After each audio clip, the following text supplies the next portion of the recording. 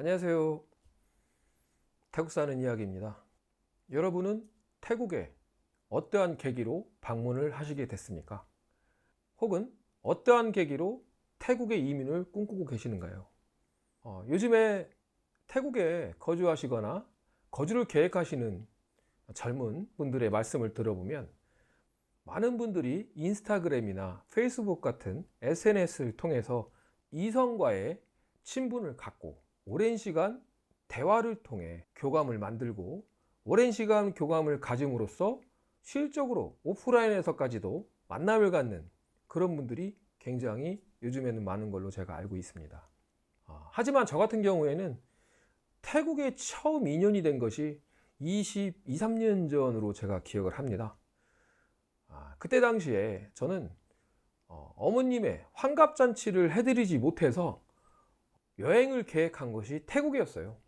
그리고 그때 당시에 아버님이 몸이 별로 안 좋으셨기 때문에 아버님 대신에 제가 어머님과 함께 태국에 동행을 했던 것입니다.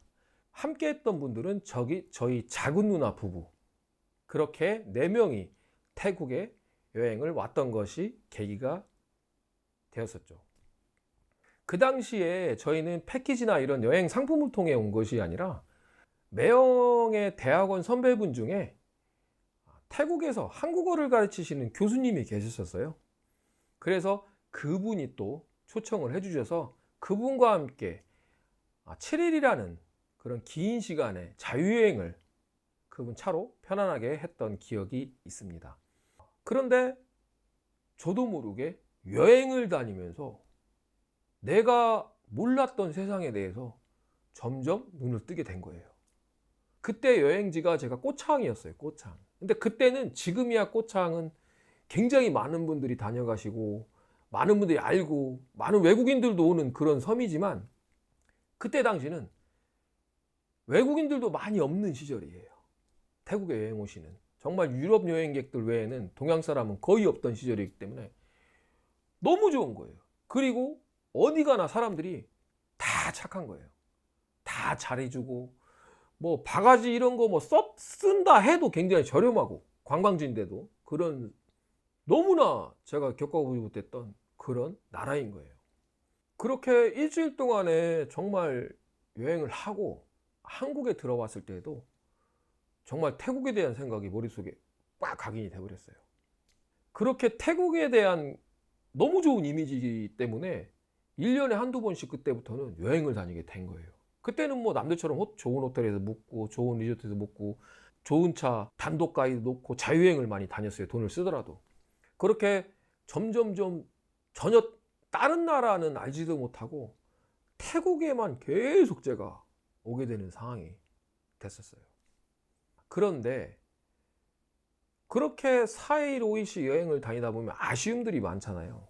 그런 것들을 항상 마음에 품고 있는 상황이었는데 제가 30대 초반 때 과로로 뇌졸중까지는 아니고 뇌경색이라고 해야 되나요?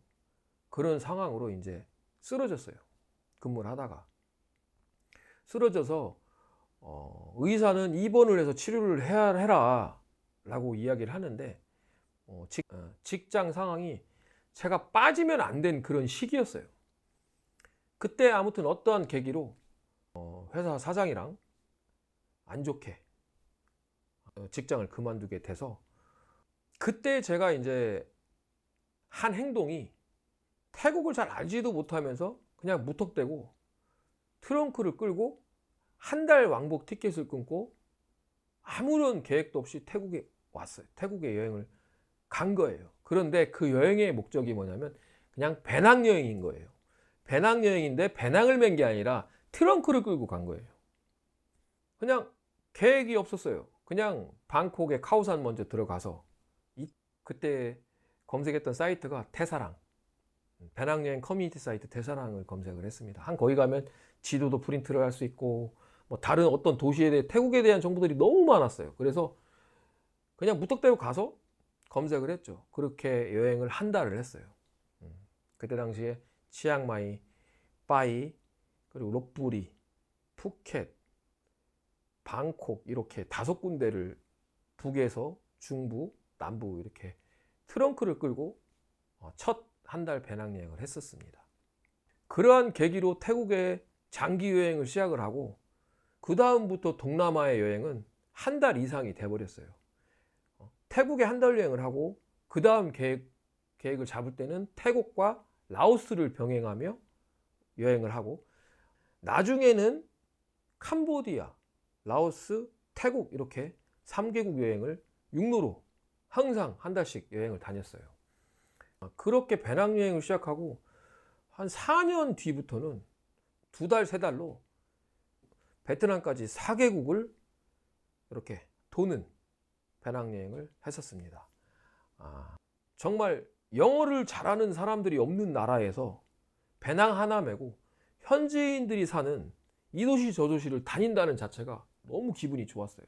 그때는 외국인이 많이 없었기 때문에 너무 좋았고 내가 한국에서 겪지 못하는 그런 문화를 접하는 것도 너무 좋았고 물론 적은 돈으로도 가고 싶은 데를 뭐든지 갈 수 있다는 그런 모험심도 굉장히 좋았어요. 그러던 와중에 친구의 후배가 하사관을 제대하는 친구가 있었어요. 하사관. 근데 이 친구가 제대와 동시에 일주일 만에 따라오겠다고 한 거예요. 그러니까 제대하자마자 따라오겠다는 거죠. 그래서 뭐 저야 원래 알던 사람인 동생이니까 그래? 정말 갈 거냐? 그럼 해라. 비행기 끊겠다. 그럼 믿겠다. 비행기를 끊어버린 거예요. 그래서 그 친구랑 같이 여행을 가게 된 계기가 됐었죠. 그 친구랑 여행을 가게 됐는데 그때 한 달, 2달이었나? 너무 기억이 안 납니다. 그렇게 여행을 하고 그 친구와 함께 태국에 들어와서 캄보디아를 거치고 베트남에 들어갔었어요. 근데 베트남 이제 이렇게 해서 사파 쪽으로 해서 라오스로 넘어가고 이렇게 원래 계획이 그렇게 됐었는데 이 친구가 한국에 입국을 해야 되는 상황이었나? 아마 이렇게 됐을 거예요. 그래서 라오스까지 돌기에는 너무 시간적 여유가 없었어요. 그래서 베트남 후에라는 곳을 통해서 라오스 사와나켓을 들어가서 태국 묵다안을 통해서 다시 원점으로 돌아오는 그렇게 일정을 그렇게 변경을 했었죠. 아무튼 저는 그렇게 해서 묵다안으로 들어왔었고 그때까지만 해도 파타야라는 곳을 가본 적이 없었어요. 제가.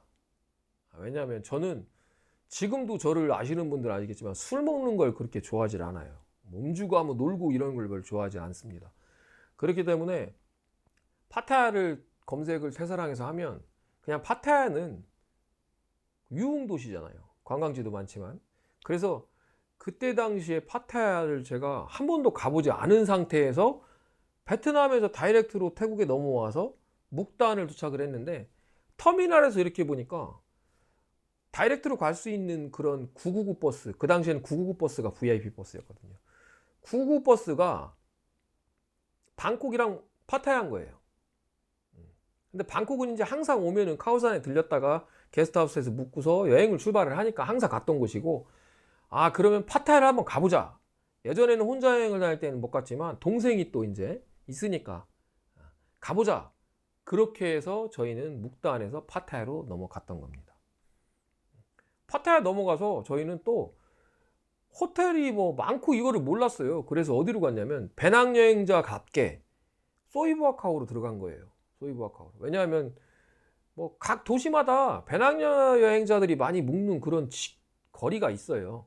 뭐 방콕의 카오산처럼 파타야도 그 당시에는 소이부아카오가 유흥가가 아니라 다 게스트하우스 지역이었어요. 호텔이 아니라. 그래서 저희는 그때 이제 소이부아카오에 입성을 했죠. 그렇게 하고 동생이 한국 가기 전까지 4일이었나? 일주일이었나? 이런 시간 여유가 있었어요. 그래서 동생이랑 같이 뭐 진짜 워킹 스트리트 가보고 술도 먹고 헐리우드도 가보고 막 그렇게 다녔어요. 근데 복장이 어떠냐? 그 망사 달린 팬티 있는 수영복 반바지, 그리고 발가락 쪼리, 그리고 나시 하나, 검은색 나시. 배낭여행객이기 때문에 멋있는 옷이 없어요. 저희는 항상 늘어진 면티 이런 거, 수영복 반바지, 수영복 반바지가 다니기 되게 좋거든요. 좀 멀리 다니면 운동화 신고 양말 신고 이 정도? 아니면 평상시에는 쓰리빠 끌고 다니고 그렇게 입고 쓰리빠 끌고 헐리우드고 워킹스트리트고 그냥 4일 동안 막 죽였어요. 관광객이니까. 그렇게 하고 이제 동생은 이제 추국 날짜가 다가와서 거기서 한국으로 돌아갔고 저는 이제 거기서 인도네시아 발리 섬을 이제 누구한테 예전에 들은 적이 있어가지고 에어아시아를 타고 넘어가려고 그랬어요. 그래서 이것저것 에어아시아 비행기를 예약하려고 알아보고 있는 중이었어요. 그런데 와, 이 파타야가 너무 재밌네. 너무 재밌는 거예요. 술을 먹지 않아도 진짜 보통 여행을 다니면 좀 이렇게 혼자 있으면 지루할 때도 있어요. 밤 시간 같은 경우에는 저녁 먹고 맥주 한잔 먹고 야시장 구경하다 게스트하우스 들어오면은 그냥 자는 거예요. 그렇게 관광지 다니다가 또 자고. 근데 파타야는 밤에 놀 게 또 너무 많은 거야. 뭐 유흥업소를 안 가더라도 길거리에 노천바를 가서 맥주 한잔 먹고 저렴하게 맥주 한잔 먹고 이런저런 얘기하고 놀 수도 있는 것이고 또 소이바카오 밤에 나가면 수제 햄버거, 스파게티 이런 것들이 굉장히 많이 팔거든요. 저렴하고 너무 좋은 거야. 숙소 값도 숙소 가격도 그 당시에 게스트하우스 1박이 600바트였어요. 굉장히 좋았던 게스트하우스예요. 새로 지은 게스트하우스였는데 그래가지고 저는 파타야에 이제 동생 가고 며칠 더 있어야지 연장 뭐 3일 연장, 뭐 5일 연장, 일주일 연장 그 다음에는 이제 그 게스트하우스를 한 달 임대를 이제 끄는 거예요. 그렇게 그 소이부아카오에 거주한 게 2달 반을 거주한 거예요. 그 게스트하우스에. 2달 반을 거주하면서 정말 제가 한 달 배낭여행을 하면 100만 원 정도밖에 경비를 쓰질 않아요. 차비랑 먹는 거, 숙박비 다 합쳐가지고 그 정도밖에 쓰질 않았던 시절인데 2달 반 동안 첫 달에 쓴 돈이 유흥에 빠져가지고 800만 원이 돼버린 거예요. 깜짝 놀랐어요. 그러고 나서 이제 아껴야지 하고 썼던 게 이제 400만 원. 그래서 야, 이거는 술 먹고 놀고 별로 좋아하지도 않지만 심심하니까 혼자 막 다니다 보니까 뭐 그렇다고 여자를 데리고 와서 뭐 자고 이런 것도 아니었거든요. 와, 이렇게 쓰면 한국보다 더 많이 쓰는구나 라는 생각을 그때 했죠. 그렇게 하고 나서 이제 혼자 지내면서 태사랑을 통해서 사람 교민들을 조금씩 알기 시작을 한 거예요. 알기 시작하고 그때 당시에 그 알게 된 친구들이 여기서 살면은 무슨 일을 해도 300만 원 이상은 벌죠라는 얘기를 누가 저한테 했었어요. 기억이 안 나는데. 그래? 한 달에 300만 원 정도 벌면서 여기 살면은 물가도 싼데 와, 살만하네. 그렇게 하고 나서 저는 그 친구들을 믿고 한국에 가야 되는데 부모님한테 저 안 갑니다. 여기 살 겁니다. 라는 통보를 제가 해버린 거예요. 당연히 이제 집에서는 난리가 났었죠. 아무튼 그렇게 해서 주저앉게 된 거예요. 이렇게 제가 처음 정착한 얘기를 하면 영상이 굉장히 길어집니다. 근데 다들 아시겠지만 이 길어진 영상을 계속 보시면 지루하기 때문에 이 이야기는 다음 기회에 2부라는 제목 하에 이어서 말씀을 드리도록 하겠습니다.